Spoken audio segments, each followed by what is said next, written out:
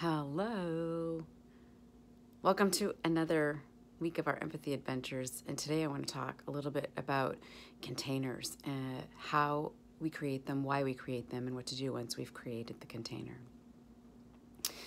I was in Chicago this week doing trainings with leadership, mid-level management, and frontline staff, and aid service organizations, and really had the opportunity to work with folks at these very different levels to see how containers might serve them in their ability to show up hard for those that they seek to serve.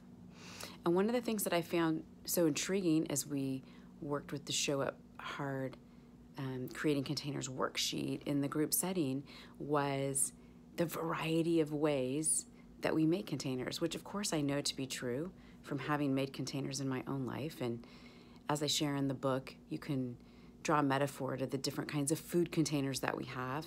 We have no problem having a number of different food containers for the occasion.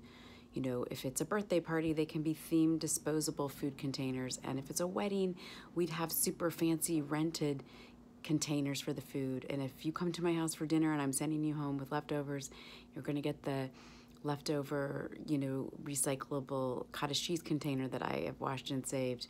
And I have a container that the lid clicks down to take my lunch in so it doesn't spill, right? So we have no problem making, acquiring, getting containers for different food purposes in our life. And in the same manner, for each situation that we encounter, we want to create the container. And these containers will be different shapes and sizes depending on our capacity at that time to show up for someone else, as well as the scenario that is at hand. So how do we create containers? In the book, it's in this book 2 of the book, in chapter 5 called Leaky Containers, there's this worksheet, which you can also download for free on the Show Up Hard website. And the containers worksheet helps us to see that there are 4 areas in which we can start to think about the shape, texture, depth, sound, flavor of that container that we're creating. And so there's 4 areas that we look at: mediums, time, topics, and resources. And so mediums is in what spaces are we showing up? Is this in person only? Is this phone? Is it text? Is it in social media? Do you come to my house? Is this only at work? Or is it only in public spaces? So defining this helps us already to gain a sense of control, especially in a scenario that might feel overwhelming or out of control for us. And then the time, is this a 24/7? Does this go on for years? Is this a one-time event? For topics, we want to think through particularly, well, I guess not just particularly in the work setting, but for sure in the work setting, are there legal or ethical implications for certain topics in which we want to raise our hand and get some help sorting through? But certainly there can be topics for us in which we are frequently triggered and will want to avoid, and knowing that about ourselves from our empathy adventures. Passport reflections is always helpful. And then finally, what resources are available? And as a compassionate witness, we know our attachment is not to the outcome and certainly not to our knowing the answer for someone else. So being able to connect someone with resources so they can sort things out for themselves is a great idea. So why do we create containers? That we talked a little bit about the how. The why is because a compassionate witness wants to be consistent. What's disappointing for us and for other people is when we go in that enmesh mode and we overpromise in the beginning, and then we have to try to dial back what we previously promised and how we were showing up. And this is very disruptive, particularly for someone in crisis, and it can be really disruptive for our own narrative, the trust that we might have in the workplace or relationship when we change things. So our ability to be consistent as a compassionate witness is part of the power of what we bring in holding someone else's story.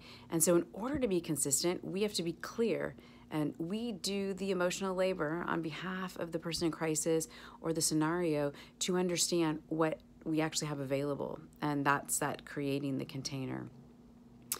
In creating it, we wanted to create the most generous container that is also truthful. And I bring up the point about generous because we often think that either time or money is the most generous thing that we can do. But that's actually not true. So think about it. If you had a legal problem and really needed legal help, it doesn't matter how much time I spend with you. it's not going to be that helpful beyond the certain holding space that I can give because I have zero legal expertise.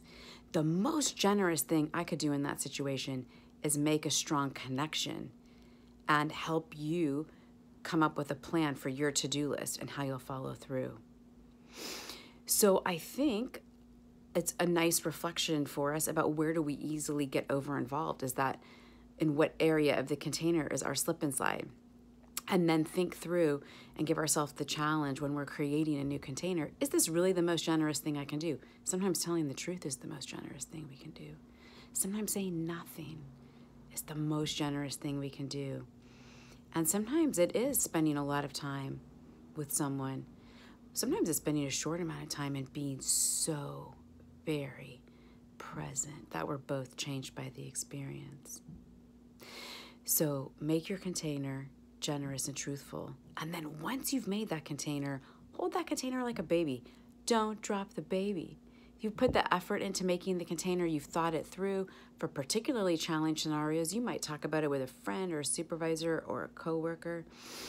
And if you're going to make an exception to your container, really think about why. Not that we don't make exceptions. And I, myself, hate rules. I don't like permission.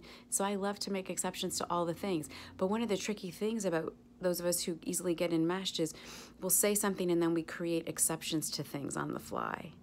And I'm going to suggest that in order to stay consistent and present and be truthful, be in integrity for that journey with someone else, that we should think about not making exceptions, chatting about it with someone else if we're going to, understanding why, being super clear, communicating about why we're making that exception. Does that change the container forever, or is this one-time thing? So once you make that container, hold it close like a baby. I want to mention again the free worksheets on the website, because please print them and make them, especially when you're first getting at making containers. In time, you become a boundary ninja and you can make containers on the fly. But I still print and sort out containers for new challenging scenarios. I love being able to brainstorm, scratch it out, reflect, think about it, and really make sure that this container is both generous and truthful. So feel free to print them out and chat with others. And keep them, I think, too, as a reflection or a reminder of the promise that not only you've made to someone else, but that you've made to yourself. Happy container making. Reply and let me know how your container making is going. Have a great week.